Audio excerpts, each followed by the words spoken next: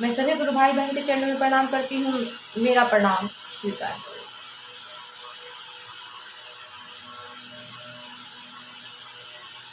आइए हम लोग चलते हैं फिर से साहब द्वारा लिखित पुस्तक आओ चले शिव की ओर।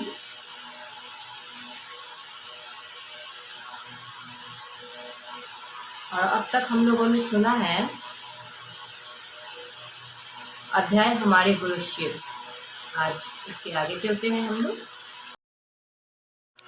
आओ चलिए शिव की ओर पुस्तक का अध्याय आओ चलिए शिव की ओर में आइए हम लोग सुनते हैं। बाजी चाहे अतफाल है दुनिया में आगे, होता है सब रोज तमाशा मेरे आगे। मिर्जा गालिब साहब की यह पंक्तियां मेरे 72 वर्षों की अकथ्य कथा है। मेरे लिए यह दुनिया बच्चों के खेल के मैदान जैसी है। यहाँ रात खेल चलता रहता है और मैं शिव के बलात् प्रबलतम चुंबकीय आकर्षण में लोहे छोटे लौह टुकड़े की भांति उनकी ओर सरकता जा रहा हूँ। रास्ते के कंटक पता नहीं कब से पांव में लगातार चुभते रहे हैं, पर वह छोटा सा लोहा क्या करे, उसका क्या दोष। ऐसे में यदि प्रश्न होंगे तो चुप उत्तरगामी होगा मेरे गुरु शिव। बचपन से मेरी चाहत सामान्य लोगों से भिन्न कुछ ऐसा करने की थी जो जन सुलभ नहीं है। शौक ही था कि कुछ अटपटा करूं, अनजाने रहस्य को जान सकूं। पौधे सूख क्यों जाते हैं, फूलों में यह सुगंध और लावण्य कहाँ से आया है, आखिर आदमी पैदा क्यों होता है। मेरे दादाजी अपने सभी भाइयों के साथ 3 दिनों के भीतर रोगग्रस्त होकर काल कवलित क्यों हो गए। ब्याह के कुछ वर्षों के बाद ही अपने 2 छोटे छोटे पुत्रों के साथ अकेले क्यों हो गए। इस तरह के कई सवाल मन में उमड़ते घुमड़ते धीरे धीरे इस रहस्यमय दुनिया की ओर मेरा मन और शरीर चल पड़ा। फलतः पूजा पाठ से लगाव होने लगा एवं बड़ी तन्मयता से मैं उस दिशा में बढ़ता चला गया। पिताजी एक उच्च पदस्थ पदाधिकारी थे। उसके कारण परिवेश भी वैसा ही था। अध्ययन और अनुशासन के अलावा लगभग सब कुछ की मनाही थी। बचपन में ही तिनके को सांप बनता देखकर मन में एक भ्रामकता आई, जो दिखता नहीं वह भी होता रहता है, तो वह है क्या, इसे कौन करता है। जिस तरह कुछ बच्चों में पुराने सिक्के जमा करने या टिकट इकट्ठा करने की प्रवृत्ति होती है, उसी तरह अनजाने रहस्य को जानने का शौक मेरे अंदर बाल्यकाल से ही था। शीशे में मढ़ी शिव की कागज की तस्वीर पर साइफन से पानी गिराना, बच्चों को बैठाकर उन्हें कहना कि मंत्र से सोने का जहाज मंगवाऊंगा, ऐसी क्रियाएं मैं करता रहता था। यह बचपन की नासमझी से भरी अकारण क्रियाएं। जैसे जैसे उम्र बढ़ती गई, रहस्य को जानने समझने की इच्छा और प्रबल होती गई। तांत्रिक, अघोरियों, साधुओं, सन्यासियों एवं स्वनाम धन्य शरीरी गुरुओं, सदगुरुओं से संपर्क बढ़ता गया। उम्र के 15 वर्ष बीत गए। इन 15 वर्षों में शमशान साधना एवं योग साधना की क्रियाओं के लिए घर का परिवेश अनुकूल नहीं था। घर में ऐसी क्रियाओं की ना परंपरा थी और ना ही इसकी अनुमति थी। हालांकि घर में पूजा पाठ का माहौल रहता था, फिर भी एक अनजाने आवेश के कारण लगातार रहस्यमय घटनाओं के सूत्रधार की तलाश में संपूर्ण श्रद्धा एवं निष्ठा के साथ मैं लगा रहा, परंतु परिणाम में हास और निराशा मिली। आया वर्ष 1974। उन दिनों में पटना में कानून का विद्यार्थी था।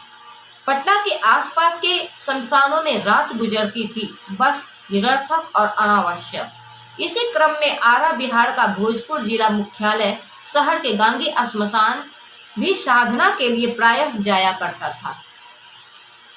नवंबर महीने की एक आधी रात में शमशान में एकाकी बैठा बीते आध्यात्मिक जीवन का लेखा जोखा कर रहा था। बीते दिनों की व्यथा का दंश दर्द दे रहा था। सब कुछ नैराश्य से भरा। उम्र के लगभग 25 वर्षों में 14 वर्षों तक पूजा पाठ, योग एवं तंत्र के सम्मिलित शयन कक्ष में एक चौकी, एक दरी, तकिए के रूप में एक ईंट, रात्रि काल में पीली रोशनी देता एक बल्ब, यही दिनचर्या गुजरी थी। लौकिक कोई संकट नहीं था, किंतु मानसिक एवं अलौकिक अनेकों यातनाएं हार कर रोने की मेरी आदत नहीं, इसलिए रोया नहीं। खुली आंखों के आगे शमशान का भयावह अंधेरा और बंद आंखों में शीशे के टुकड़ों जैसा चुभता बर्फीले ऊंचे पहाड़ से फिसले व्यक्ति का दर्द, हताश की हिलोरों के मध्य अशांत मन अभी भी कुछ अलौकिक जानने की अधमरी इच्छा समेटे था, किंतु निविड़ अंधकार के अलावा कुछ दृश्य नहीं।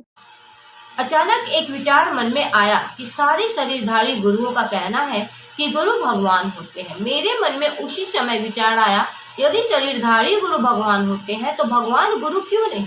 अपने पिता से सुन रखा था कि भारत में शिव को भगवान कहा जाता है। मैंने तत्क्षण भगवान शिव को अपना गुरु मानने का संकल्प किया। मुझको लगता था कि मैंने लाचारी में शिव को भगवान समझकर गुरु माना है और वे शरीर में नहीं है। विश्वास कब का चूर्ण विचूर्ण हो चुका था। विभिन्न प्रकार की पूजा और तथाकथित साधनाओं के भंवर जाल में मैं अत्यंत कठिनाई से निकल पाया था। भगवान शिव को अपना गुरु बनाना मात्र मेरे मन का गणित था। पूरी तरह अविश्वास भरा मेरा समझता था कि मेरी यह तार्किक मान्यता है। धीरे धीरे समय बीता और मेरी काल्पनिक मान्यता यथार्थ का रूप लेने लगी। मैंने मात्र चमत्कार सीखने के लिए शिव को गुरु बनाया था। बिना कुछ किए मेरे साथ चमत्कार की घटनाएं घटने लगी। तत्समय मुझे इस बात की जानकारी नहीं थी कि भगवान शिव की ही आदि गुरु है, गुरुओं के गुरु है, जगत के गुरु हैं।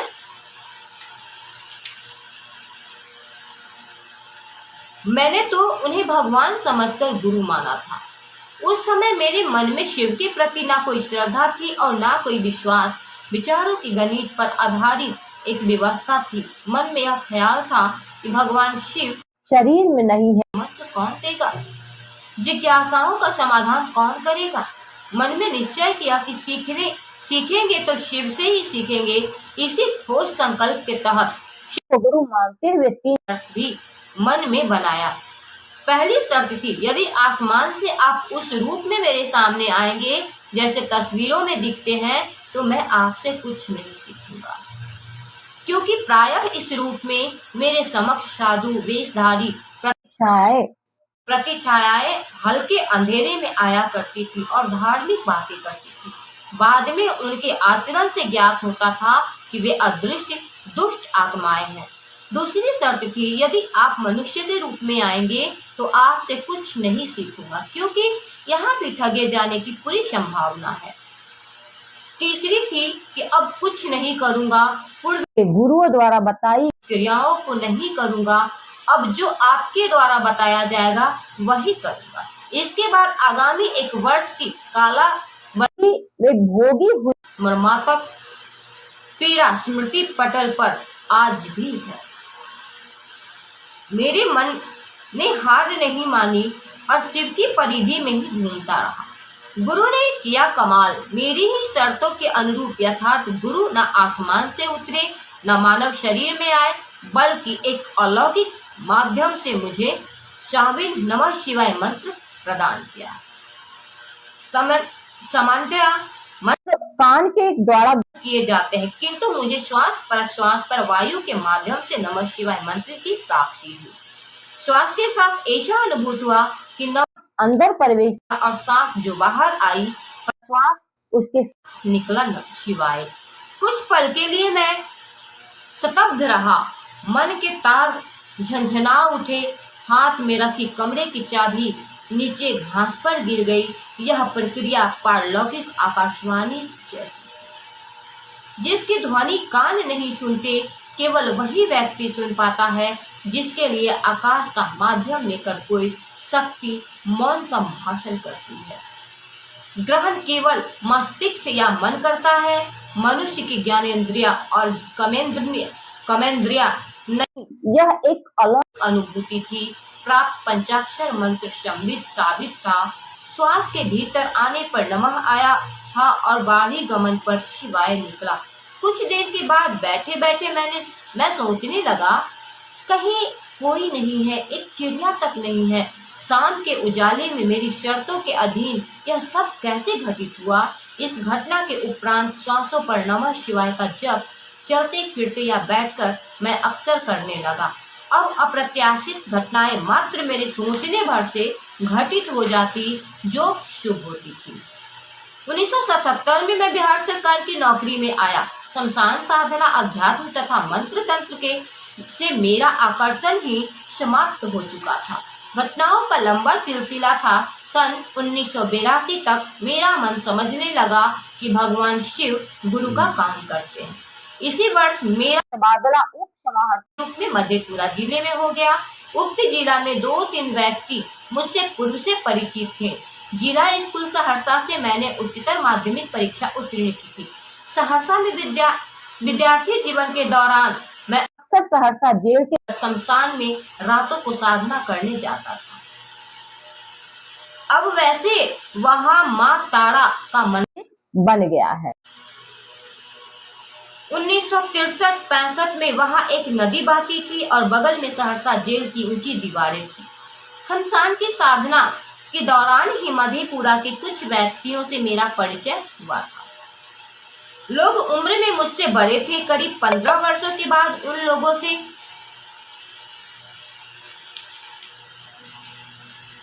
फिर मुलाकात हुई। मधेपुरा के उन मित्रों से पहली बार मैंने शिव के गुरु होने की चर्चा की।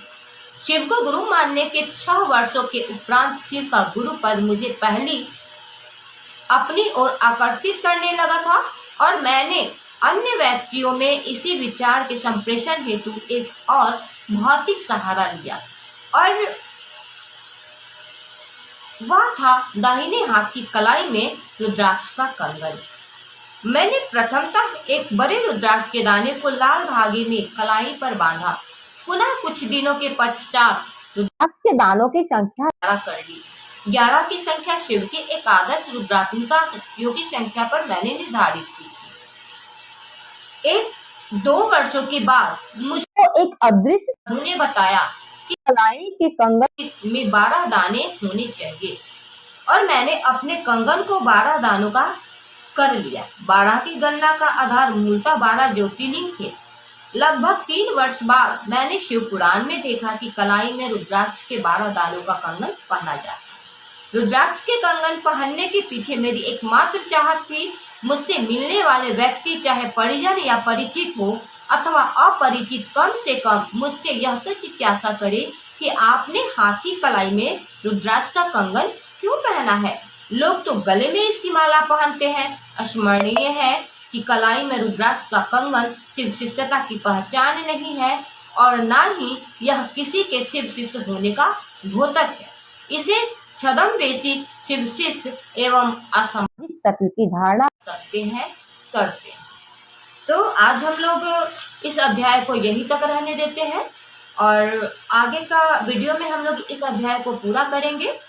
तो फिर मिलते हैं हम लोग इसी अध्याय के साथ आगे के वीडियो में। और तब तक के लिए और फिर से आप सबों के चरणों में प्रणाम करती हूँ। मेरा प्रणाम स्वीकार करें।